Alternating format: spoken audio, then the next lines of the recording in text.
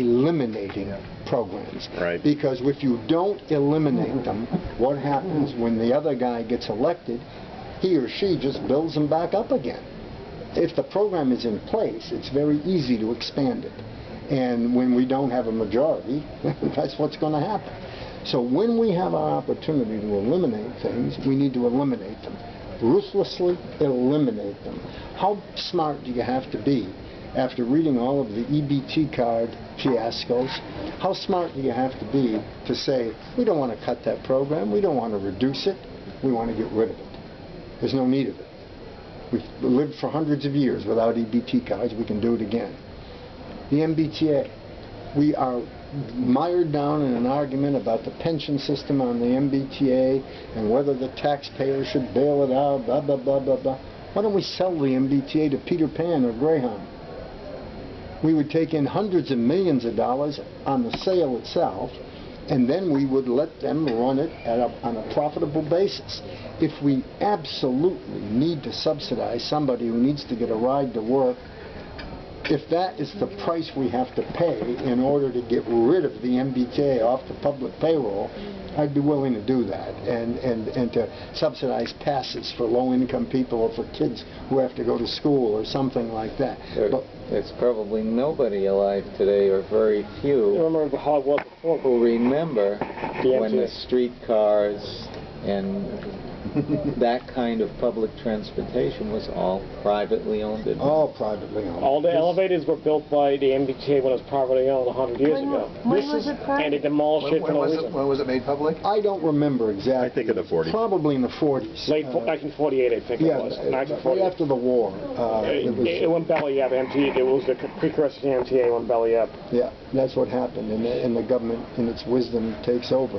And they shut down Atlantic Avenue, Yes, the elevated. government can always do things better. Oh, they can always do things. And know what they did? Ha, ha, ha. They shut down Atlantic Elevated. They took away all the streetcars, slowly but surely, with the collusion of GM. Well, that's a long old story. But Coming around completely. Well, the reason I bring that up is because you talk to young people today, and it's to them unthinkable that the MBTA could be run privately. They just think it's I guess the question is... totally bizarre, radical. Those same young people will ride Peter Pan to go to New York. Well, I think... or Uber.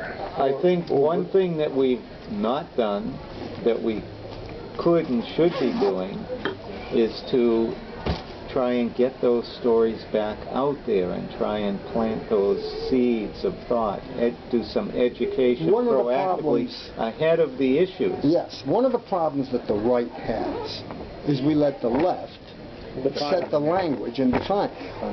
Just listen to these, for example, and then I'll leave you alone. Where does the word progressive? How do we apply that to people who want to take us back into the economic Stone Age? The people who are calling themselves progressives propose economics that has been tried in North Vietnam, in North Korea, in China, in the Soviet Union, in Venezuela, in Cuba, and those economic policies have failed miserably in every experiment where they've been tried. So this is progress? They just weren't done right in those cases. Progressive? This is regressive. I refuse to call them progressives. I refer to them as regressives. And they want to take us back into the economic Stone Age. Go ahead. Now, I'm probably getting into a sensitive area when I use this example, but how do people call themselves pro-choice that want to kill somebody before he has a chance? That's no choice at all. But they define it, and we refer to them as pro-choice. Now, I know there are some here that probably don't agree with me on that issue, and that's okay. But the language is set by the left, and the press picks up on it and uses that language going forward. And they end up using that kind of language. Even the word liberal. What is liberal about the people on the left that want to put all kinds of restrictions and regulations on? They turn that word totally upside down. Totally upside down. That's why I'm happy that they revived the word progressive. Progressive, as I understand it, became radioactive after Wilson, and they moved to liberal.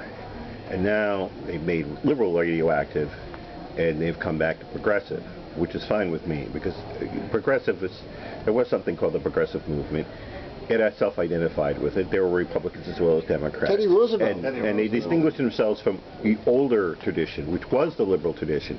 Every time, you know, a Democrat used the word liberal, he associates himself with Thomas Jefferson, when he's exactly the opposite. So I'm happy to leave them have the progressive. I am as well. I like the idea of actively calling them regressives. And we can always use that too. They are regressive. It is a regressive. I like that idea. Yeah, I think they have an agenda to destroy us. Well, I think they do. Yeah, I think So they do. I have a question on this business of agencies and their regulations. It's as though it's kind of a hidden government that's a repressive government. Absolutely. Regulatory state. And I end up feeling like I'm going to eliminate every one of those. And then I think, well, there are people who take advantage, psychopaths who run businesses to poison us. And I think, I'd rather take a chance with them. Yeah, no, absolutely. There's an idea right there. They're not just regressives, they're the repressive regressives. Repressive, regressive. That's a great word. There's a war against humanity. They absolutely are repressive. There's a war against humanity. It's the right word. I would love to see an get it. appointment of a commission that would have one job to go through the state government, all the agencies and commissions and all the stupid authorities and everything, and ask this question. Here's the question. Would anybody die if this were eliminated? Would anybody suffer irreparable harm if this were eliminated? Would anybody be in agonizing pain if this were eliminated? And if the answer is no to those three questions, poof, it's gone. And all of these commissioners and agency heads and so forth would have to go find jobs. It seems like they're scanning to get your money. Absolutely. And we went to see this guy who was NRA kind of person, and they're talking about having collecting money on some kind of ticket, you know, drawing tickets. Yeah. And they right away he says they want a percentage of that money, not after expenses, by gross. Of course. They're just scanning. Yeah. Like hungry. That's the nature of it. Amen. Actually, Grover Norquist proposed something in a magazine piece I read a while ago. There was a commission. There was a committee in Congress during the 40s, and its job was to eliminate programs. Now, at the time, there had been this explosion of the federal government under FDR, and then they had to finance the war. So this commission, which was mostly Democrats, because they still controlled Congress, you looked for reasons to grandfather out. That's why we don't have a civilian conservation corps, because they got rid of it. And there were a couple of those alphabet New Deal things that were gotten rid of it. Now the impetus was, of course, they needed the money for the Manhattan Project and other things. Nevertheless, just by having politicians on a commission to end programs where they get credit for ending a program, whereas usually they only get credit for starting a program or spending a program.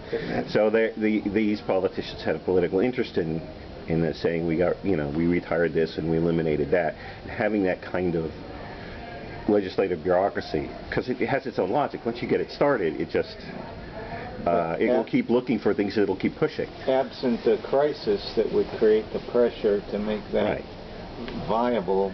Well, it was most effective during the war, obviously, but it had Democrat politicians proposing to get rid of agencies and corps and whatnot. Those days are gone. Yeah. You know what? I have to run. I have a daughter who's waiting for me. Is there any other question? I have a Well, I was wondering if you question. have a few more Barbara War stories. My Barbara war stories are all good ones. They're not war stories at all. Barbara, if there's such a thing as sainthood for protecting the taxpayer, Barbara Anderson would earn that. She was just so consistent and so reliable. But we could argue, she and I. I talked about the abortion issue before. Boy, you should have heard us in some of the screaming matches we had. She was a libertarian. Yeah, she was very libertarian on that issue. And we had some. Barbara had a way about her of making friends with people you can't believe. I don't know if any of you know Jim Browdy. Oh, Yes. All right. Barbara and Jim Browdy were best of friends. They were lunch buddies. And she had a way of arguing with somebody and still injecting humor and kindness and ladylike behavior so that there wouldn't be a lasting antipathy. And she was just fabulous, and we're going to miss her terribly. Yeah. Actually, when I took over the Tea Party from my predecessor, I was passed on a paper from Barbara about how the press really isn't your enemy, that you need to be cordial with them, that you need to be on good terms with them.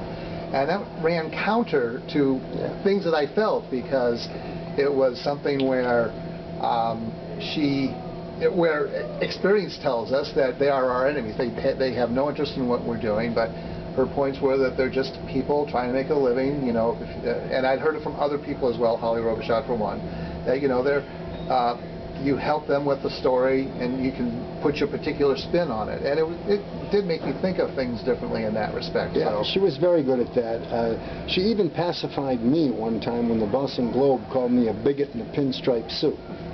And I was infuriated. Absolutely. And Barbara... Should have been complimented. Well, I don't like being called a That bigot. means- There's one thing I'm That not. means you're doing something right. Well, What the Boston Globe, and Barbara pointed this out to me,